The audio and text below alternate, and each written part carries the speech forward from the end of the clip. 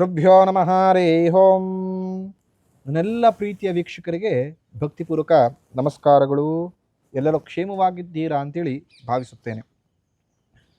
ಆಯುಧ ಪೂಜೆ ವಿಶೇಷ.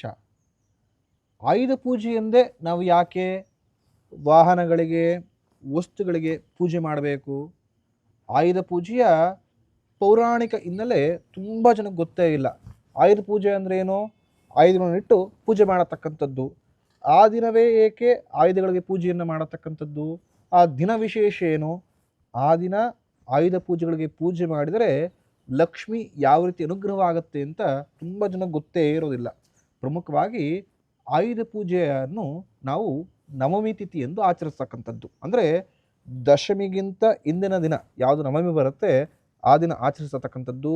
ಈ ವರ್ಷ ದಿನಾಂಕ 1/10/2025 ಅಂದರೆ ಬುಧವಾರ ನವಮಿ ತಿಥಿ ಬಂದಿರತಕ್ಕಂಥದ್ದು. ಆ ದಿನ ನೀವು ಬಳಸ್ತಕ್ಕಂಥ ಎಲ್ಲ ವಸ್ತುಗಳಿಗೆ, ವಾಹನಗಳಿಗೆ, ಯಂತ್ರಗಳಿಗೆ ಪೂಜೆಯನ್ನು ಮಾಡಿ ಖಂಡಿತವಾಗಿಯೂ ಲಕ್ಷ್ಮಿ ಅನುಗ್ರಹವಾಗುತ್ತೆ.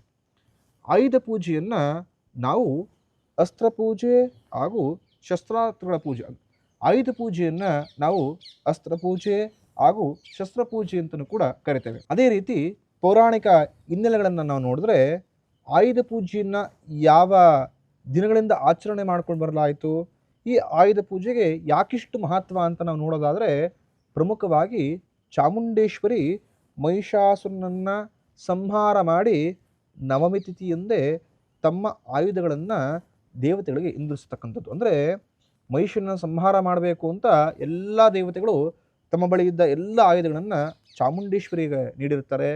ಭಗವತಿ ಆ ಮಹಿಷನ್ನು ಸಂಹಾರ ಮಾಡಿ ತದನಂತರ ನವಮಿ ತಿಥಿಯಂದೇ ಆ ಆಯುಧಗಳನ್ನು ಶುದ್ಧೀಕರಣ ಮಾಡಿ ಪೂಜೆಗಳನ್ನು ಮಾಡಿ ಮತ್ತೆ ದೇವರಿಗೆ ಇಂತಿಸತಕ್ಕಂಥದ್ದು. ಅಂದರೆ ಆಯುಧ ಪೂಜೆ ಎಷ್ಟು ಮಹತ್ವಪೂರ್ಣವಾಗಿದೆ ಅಂತ ನೀವು ತಿಳ್ಕೊಳ್ಬೋದು. ಅದೇ ರೀತಿ ಪಾಂಡವರು ವನವಾಸ, ಅಜ್ಞಾತವಾಸಕ್ಕೆ ಎಲ್ಲ ಮುಗಿಸ್ಕೊಂಡು ಯುದ್ಧವನ್ನು ಗೆಲ್ತಾರೆ.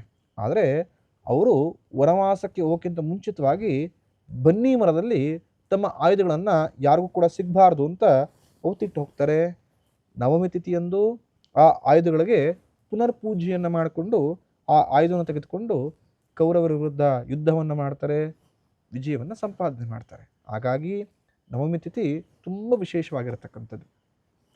ನವಮಿ ತಿಥಿ ಅಲ್ಲಿ ನಾವು ಆಯುಧಗಳಿಗೆ, ವಸ್ತುಗಳಿಗೆ, ವಾಹನಗಳಿಗೆ ಪೂಜೆಯನ್ನು ಮಾಡ್ತೇವೆ. ಅಂದರೆ ಧನ್ಯವಾದ ಪೂಜೆ ಅಂತ ಕನ್ನಡದಲ್ಲಿ ಕೂಡ ನಿಮ್ಗೆ ಹೇಳ್ಬೋದು, ಅರ್ಥವಾಗಲಿ ಅಂತಂದರೆ ಇಡೀ ವರ್ಷ ಆ ಆಯುಧ, ಆ ವಾಹನ ನಮ್ಮ ಎಲ್ಲ ರೀತಿಯ ಬಳಕೆಗಳಿಗೆ ನಾವು ಬಳಸ್ಕೊಂಡಿರ್ತೀವಿ. ಇಡೀ ವರ್ಷ ನಮಗೋಸ್ಕರ ಅದೆಲ್ಲವೂ ಕೂಡ ಸವಿತಾ ಸಂಪೂರ್ಣ ಮನೋಭಾವದಿಂದ ನಮಗೆ ಸೇವೆ ಮಾಡಿರುತ್ತೆ.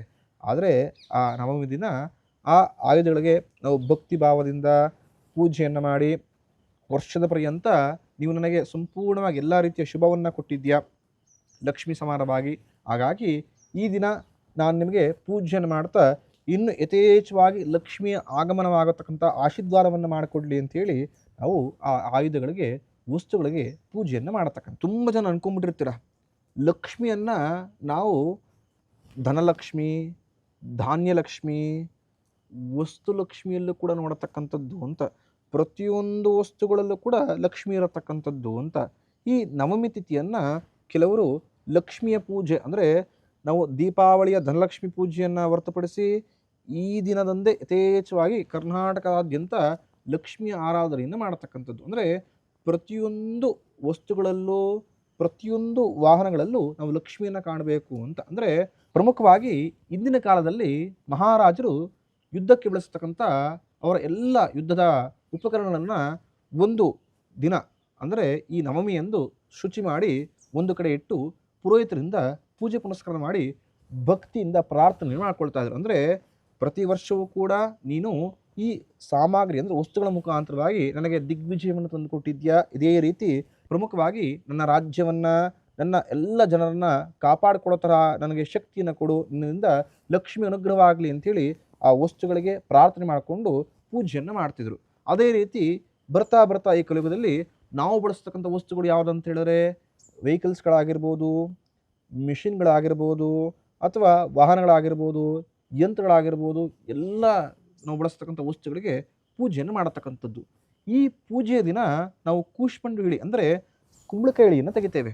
ಅಂದರೆ ಯಾವುದೇ ರೀತಿಯ ದೃಷ್ಟಿಗಳಾಗಿದ್ದರೆ, ಯಾವುದೇ ರೀತಿಯ ಧನಾತ್ಮಕ ಶಕ್ತಿ ಇಲ್ಲ ಋಣಾತ್ಮಕ ಶಕ್ತಿಗಳಿತ್ತು ಅಂದರೆ ಆ ಸ್ಥಳದಲ್ಲಿ ಆ ಇಳಿಯನ್ನು ತೆಗೆದುವ ಮುಖಾಂತರ ಅಲ್ಲಿಗೆ ನಾವು ಇರುತ್ತಲ್ಲ ರಕ್ತವರ್ಣಗಳು ಅಂದರೆ ಕೆಂಪು ಬಣ್ಣದ ವರ್ಣಗಳು ಅದನ್ನು ಎಲ್ಲವೂ ಕೂಡ ಮಿಷಿನ್ಗಳಿಗೆ ಎರಚುತ್ತೇವೆ. ಅಂದರೆ ಅದನ್ನು ಆಹುತಿಯಾಗಿ ತೆಗೆದುಕೊಂಡು ನಮಗೆ ಶುಭವನ್ನು ಮಾತ್ರ ಆ ಆಯುಧಗಳು ನೀಡೋ ಥರ ಆಗಲಿ ಅಂತ. ಅದೇ ರೀತಿ ಇರತಕ್ಕಂಥ ದೃಷ್ಟಿದೋಷಗಳಾಗಿರ್ಬೋದು, ವಾಹನಗಳಿಗಾಗಿರ್ಬೋದು, ಯಂತ್ರಗಳಿಗೆ ನಿವಾರಣೆಯಾಗಲಿ, ಧನಾತ್ಮಕ ಶಕ್ತಿ ವೃದ್ಧಿಯಾಗಲಿ ಅಂಥೇಳಿ ಈ ನವಮಿಯನ್ನು ಅರ್ಥಪೂರ್ಣವಾಗಿ ಆಚರಣೆ ಮಾಡತಕ್ಕಂಥದ್ದು. ಹಾಗಾಗಿ ಈ ನವಮಿ ತಿಥಿಯಂದು ಯಾರ ಬಳಿ ಯಂತ್ರಗಳಿದೆ, ಯಾರ ಬಳಿ ಯುದ್ಧಕ್ಕೆ ಬಳಸ್ತಕ್ಕಂಥ ವಸ್ತುಗಳನ್ನ ನಿಮ್ಮ ಮನೆಯಲ್ಲಿ ಇಟ್ಟು ಪೂಜೆಯನ್ನು ಮಾಡ್ತಿದ್ದೀರೋ, ಯಾರ ಬಳಿ ವಾಹನಗಳಿದೆ, ಯಾರ ಬಳಿ ನಿಮಗೆ ತುಂಬ ಜನ ಸಾಫ್ಟ್ವೇರ್ ಇಂಜಿನಿಯರ್ಗಳಿರ್ತೀರ, ಕೆಲಸ ಕಾರ್ಯಗಳು ಮಾಡ್ತಿರ್ತೀರ, ನೀವು ಬಳಸತಕ್ಕಂಥ ಕಂಪ್ಯೂಟರ್ ಲ್ಯಾಪ್ಟಾಪ್ಗಳೇ ನಿಮಗೆ ಯಂತ್ರವಾಗಿರುತ್ತೆ. ತುಂಬ ಜನ ಕ್ಯಾಮ್ರಾಗಳನ್ನು ಯೂಸ್ ಮಾಡ್ತಿರ್ತೀರ, ಫೋಟೋಗ್ರಾಫಿಗಳು ಅಥವಾ ಹಾಬಿಯಾಗಿ ಆ ಕ್ಯಾಮ್ರಾಗಳೇ ನಿಮಗೆ ಆಯುಧಗಳಾಗಿರುತ್ತೆ. ತುಂಬ ಜನ ಪ್ರತಿನಿತ್ಯ ಕೂಡ ಸೈಕಲ್ನಿಂದ ಬಸ್ಸಿನವರೆಗೂ ರೈಲಿನವರೆಗೂ ನಾವು ಓಡಾಡ್ತಿರ್ತೀವಿ. ಅಷ್ಟು ವಸ್ತುಗಳು ನಮಗೆ ಲಕ್ಷ್ಮಿಯ ಸಮಾನರಾಗಿರ್ತವೆ.